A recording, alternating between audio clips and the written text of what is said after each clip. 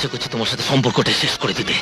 ভবিষ্যতে কোনো দিন যদি আমার দেবীর মতো বৌদিকে তুমি অপমান করো, তাহলে তোমাকে আমি জ্যান্ত পুঁতে ফেলবো। আমাকে তুমি বোঝাবে, আমি এবারে থাকবো না, কিছুতেই না। এটা নিবি না?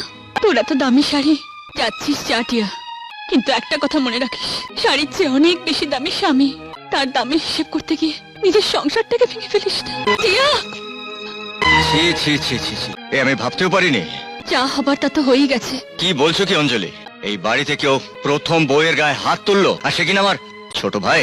বৌদিকে অপমান করলো বলেই তো মারলাম। রাকেশ, কালকে পূজার স্বাদ, আমি সেখানে পরিবারের সবাইকে নিয়ে উপস্থিত থাকতে চাই আর ওকে আশীর্বাদ করতে চাই। যেভাবেই হোক টিয়াকে বাড়িতে ফিরিয়ে আনবে। যতক্ষণ না ঘরের বউ বাড়িতে ফিরছে ততক্ষণ তোমারও এই বাড়িতে আর কোনো স্থান নেই। বৌদি, বৌদি